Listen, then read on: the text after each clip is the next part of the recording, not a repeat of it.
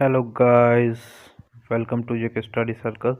जैसा कि आप जानते हैं हमारे इस चैनल पे इकोनॉमिक्स की लेक्चर सीरीज चल रही है और आज हमारा इकोनॉमिक्स का लेक्चर नंबर 8 है जो कि है role of RBI. Guys, topic शुरू करने से पहले आप इसको लाइक, शेयर और कमेंट जरूर करें इस सेशन को, और ज़्यादा से ज़्यादा अपने फ्रेंड में शेयर करें ताकि वो सब्सक्राइब करके इसका फ़ायदा उठा सकें। गाइस, ज़्यादा टाइम ना लेते हुए आइए हम अपना टॉपिक शुरू करते हैं। Role of RBI. The central reserve bank is an apex bank that control the entire banking system of a country. जो सेंट्रल रिजर्व बैंक है वो अपेक्स बैंक है जो कंट्रोल करता है एंटायर बैंकिंग सिस्टम कंट्री के को। It is the sole agency of note issuing and control of supply of money in the economy. ठीक है, ये क्या करता है? ये सोल एजेंसी है जो नोट इशू करती है और सप्लाई ऑफ मनी को कंट्रोल करती है इकोनॉमी में, वो है RBI. It serve as banker to the government. ये सर्व करती है bankers as a bank, government के एज अ बैंक सर्व करती है। And manage foreign exchange reserve of the country, और मैनेज करती है foreign reserve. Foreign reserve means अगर जो भी फॉरेन करेंसी है उसका रिजर्व अपने पास मैनेज करती है, वो है RBI. RBI is the CBI. RBI है वो सीबीआई है, means central bank of India है वो। आरबीआई एस्टैब्लिश कब हुआ? RBI establish in 1935। 1935 में एस्टैब्लिश हुआ under the provision RBI act 1934। इस प्रोविजन के अंडर आरबीआई को एस्टैब्लिश किया गया इन कलकत्ता में ये एस्टैब्लिश किया गया। फिर इसके बाद इसको वहाँ से मूव करके मुंबई में शिफ्ट कर दिया गया, जो कि किया गया 1937 में। इसको गाइस आप नोट करेंगे, ये जेकेएसएसपी आपसे पूछ सकती है। दो originally privately owner was nationalized in 1949। शुरुआत में जब आरबीआई बना वो एक प्राइवेट बैंक था, बाद में उसको नेशनलाइज करके गवर्नमेंट के अंडर किया गया 1949 में। ये नोट पीरियड भी आप नोट करेंगे। ठीक है, आरबीआई का जो लोगो होता है वो आपने देखा होगा, उसमें एक पाम ट्री होता है और एक टाइगर बना होता है। मेरी डायग्राम अच्छी नहीं है, सो इसके लिए I am really really sorry. आप खुद मैनेज कर लेंगे, आप समझते हैं। स्ट्रक्चर आरबीआई का क्या है? RBI affairs are govern by central board of director. RBI के जितने भी अफेयर्स हैं उनको कौन मैनेज करता है, उनको कौन गवर्न करता है? उनको सेंट्रल बोर्ड ऑफ डायरेक्टर होते हैं। उसमें कितने मेंबर होते हैं? टोटल 21 मेंबर होते हैं। The central board consist of, कि कौन कौन होता है उस बोर्ड में? उस बोर्ड में एक गवर्नर होते हैं जो आरबीआई के गवर्नर हैं, और आप सभी मुझे कमेंट बॉक्स में कमेंट करके बताएंगे हमारे आरबीआई के गवर्नर कौन हैं। ठीक है, फिर उसके बाद 4 डिप्टी गवर्नर ऑफ आरबीआई होते हैं, 4 डायरेक्टर होते हैं जिन्हें नॉमिनेट करती है central government from each local board.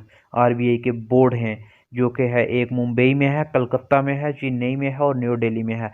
इन सब में से एक एक मेंबर को उठाया जाता है सेंट्रल गवर्नमेंट के द्वारा और इस आरबीआई के बोर्ड में अपॉइंट कर दिया जाता है। और 10 डायरेक्टर होते हैं जिन्हें नॉमिनेट करती है सेंट्रल गवर्नमेंट, और 2 official nominate by the central को। 2 ऑफिशियल अलग से होते हैं जिन्हें अलग से गवर्नमेंट नॉमिनेट करती है। अब देखिए हमारे जो फर्स्ट गवर्नर कौन थे? फर्स्ट गवर्नर थे हमारे ओसबॉर्न स्मिथ। और फर्स्ट इंडियन गवर्नर कौन से थे? वो थे सीडी देशमुख।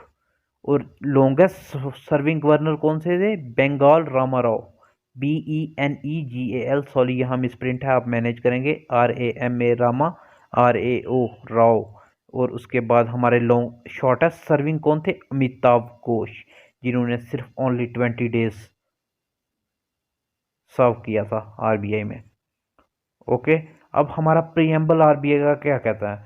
आरबीआई का प्रीएम्बल कहता है आरबीआई जो है ये रेगुलेट करता है और इशू करता है बैंक नोट्स को, ये रिजर्व मेंटेन करता है और मॉनेटरी पॉलिसी फ्रेमवर्क मतलब बनाता है और उसको इम्प्लीमेंट करता है, जो कि हमारी इकोनॉमिक ग्रोथ के लिए बहुत ज़रूरी है। ठीक है, फिर नेक्स्ट आरबीआई का रोल क्या है? आरबीआई का रोल आपको जैसे पता ही है, नोट इशू करता है except 1 rupees note. 1 rupee note कौन इशू करता है? मिनिस्ट्री ऑफ फाइनेंस करता है। अब आप मुझे कमेंट बॉक्स में बताएंगे हमारे फाइनेंस मिनिस्टर कौन हैं। ठीक है। The RBI has adopted minimum reserve system printing currency note since 1957।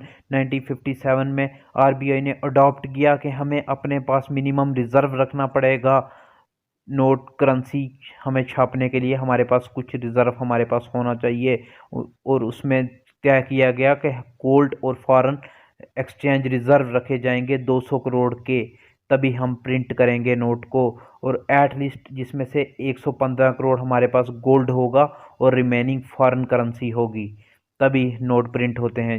ये अडॉप्ट किया था आरबीआई ने 1957 में। ये पॉइंट भी आप नोट करेंगे। Next, banker to the government होती है आरबीआई। ठीक है, ये बैंकर एजेंट फाइनेंशियल एडवाइज़र होती है आरबीआई गवर्नमेंट की। ये क्या करती है, मेंटेन करती है अकाउंट, गवर्नमेंट के अकाउंट को मेंटेन करती है। और एजेंट होती है गवर्नमेंट की, उन गवर्नमेंट के बिहाफ पे वो बाय और सेल करती है गवर्नमेंट सिक्योरिटीज़। और एडवाइज़र होती है गवर्नमेंट की, ये पॉलिसी फ्रेम करती है और रेगुलेट करती है मनी मार्केट, जिसको हम बोलते हैं मॉनेटरी पॉलिसी। ये कौन वो फ्रेमवर्क इसका कौन करता है, इसके फ्रेमवर्क करता है RBI, reserve bank of India. अब नेक्स्ट, ये banker banks and supervisory role होता है इसका।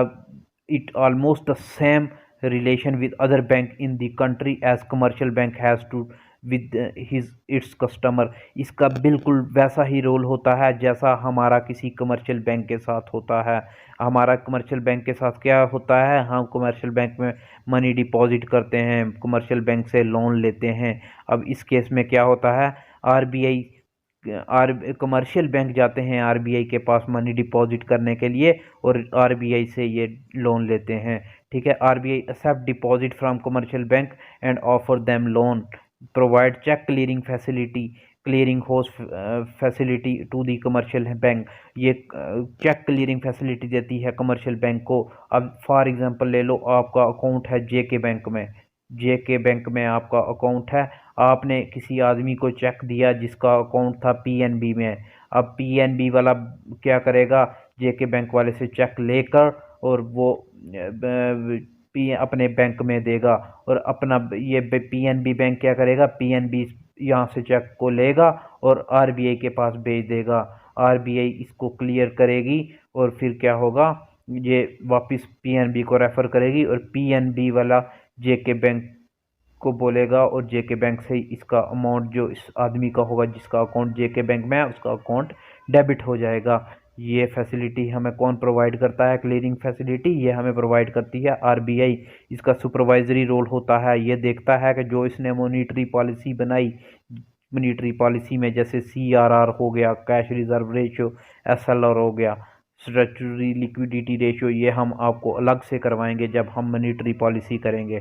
ठीक है, ये देखती है कि जो इसने ये जो डायरेक्टिव दिए हैं कमर्शियल बैंक को, ये कमर्शियल बैंक इम्प्लीमेंट भी कर रहा है या नहीं।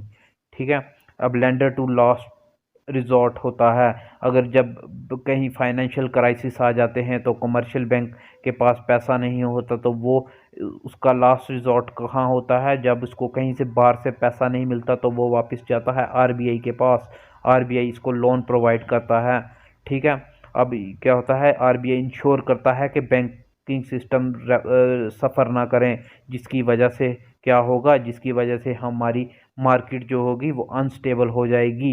आरबीआई ये भी इंश्योर करता है कि हमारी मनी मार्केट स्टेबल रहनी चाहिए। ठीक है, कस्टोडियन ऑफ फॉरेन एक्सचेंज होता है, ये फॉरेन एक्सचेंज का कस्टोडियन होता है, मतलब फॉरेन रिजर्व की देखभाल करता है।